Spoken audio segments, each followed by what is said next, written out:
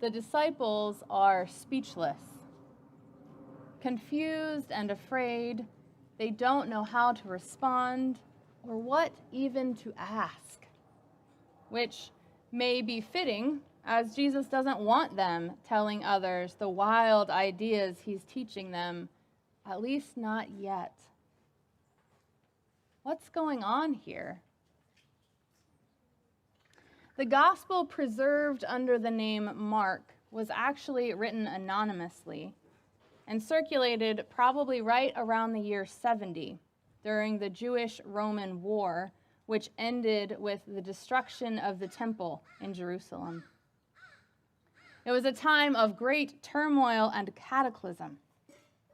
Christians were being persecuted. Deciding to follow this way was often a literal life and death choice. This telling of the story of Jesus is short and to the point. Events happen immediately, one after the other, and the entire gospel would have been recited aloud all at once. The effect is an urgent apocalyptic drama, a true unveiling of a radical, in-breaking, earth-shattering God. Throughout the text, we run into what is often called the messianic secret, the idea that the disciples are supposed to quietly hold on to their understanding of who Jesus is, at least until after the Passion. Last week, we heard Peter's declaration of Jesus' identity. You are the Messiah. And Jesus' response, which was to sternly order them not to tell anyone about him. This morning, we hear that Jesus and his disciples are passing through Galilee, but he doesn't want anyone to know because he was teaching them what the Son of Man must undergo. The disciples are getting glimpses of what Jesus' ministry is all about. Fragments of recognition that he is the anointed one, the one sent by God. They have seen his transfigured glory. They even know to claim that he is the one they have waited for so long. But they don't, at this point in the story, get the whole picture. They don't grasp what Messiah means. He gives them other glimpses: betrayal, humiliation, execution. And yes, finally, rising again, new life. But they don't understand. These pieces don't make sense. They can't seem to hold them together.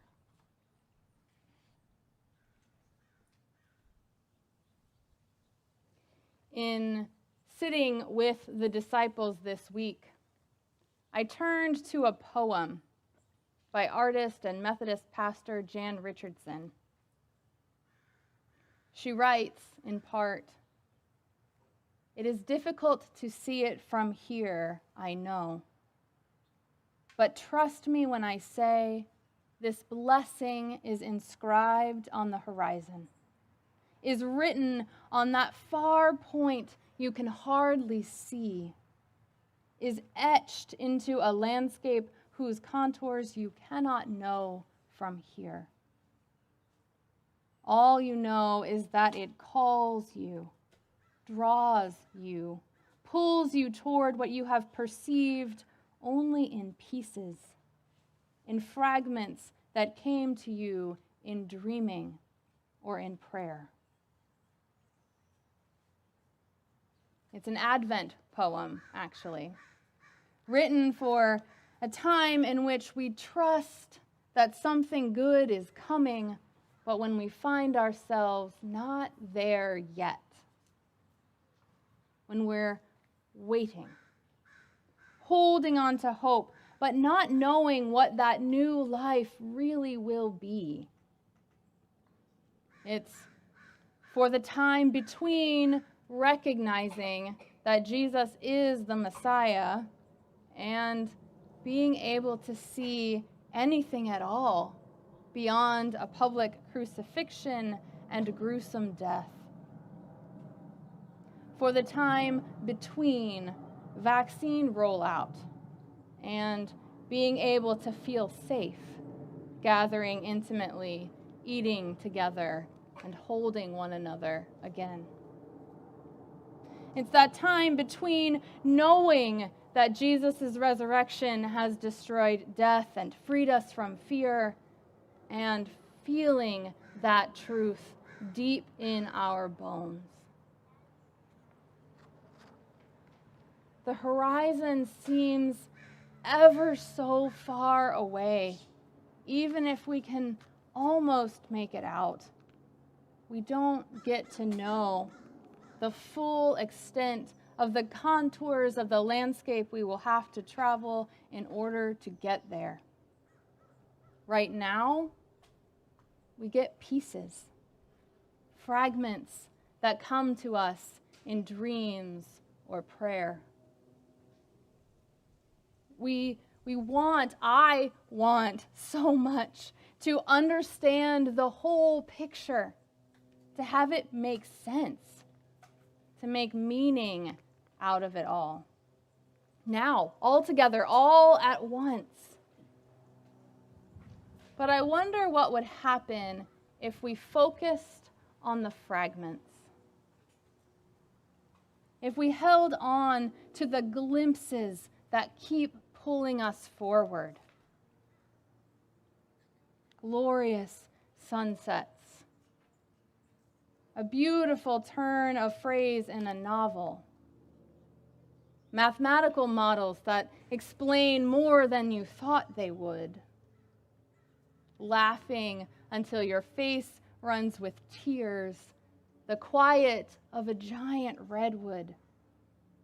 FaceTime with a distant family member. Pastries. The warm sun or a cool breeze. There are difficult pieces too, of course.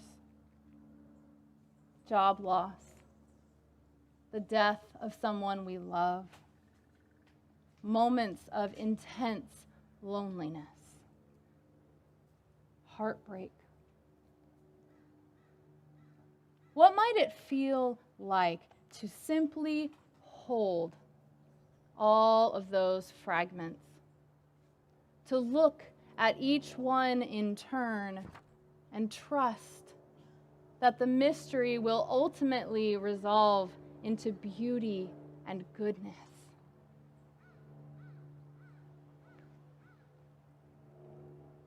The disciples not only did not understand what Jesus was telling them, they were afraid to ask. I wonder why. They've been traveling with Jesus for a long time at this point. They've collected many fragments. His ability to heal, to preach, to feed, even to restore a child from death back to life. Were they suddenly afraid of asking too many questions? Of coming across as ignorant or dense? Or maybe were they afraid to ask because they thought they wouldn't like the answer? Did they maybe not want to hear any more about self-sacrifice and humiliation and death? I wonder if perhaps they couldn't trust that there was blessing in it too. Because Jesus was saying things not only about his crucifixion, but also about rising again. But that didn't make any sense. The disciples knew just as well as we do that people didn't come back from the dead. We might read the gospel now and recognize that Jesus is talking about his resurrection, But sometimes I wonder if the truth is that it actually makes just as little sense to us. Don't we also often fear that loss, betrayal, and death will be the end of the story? Do we have a sense of what resurrection means for our own lives?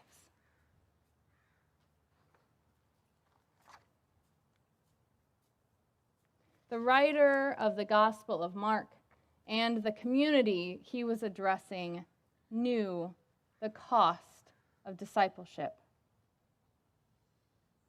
In the end, Jesus as Messiah is revealed through shattered fragments of persecution, sacrifice, and loss, and ultimately an empty tomb.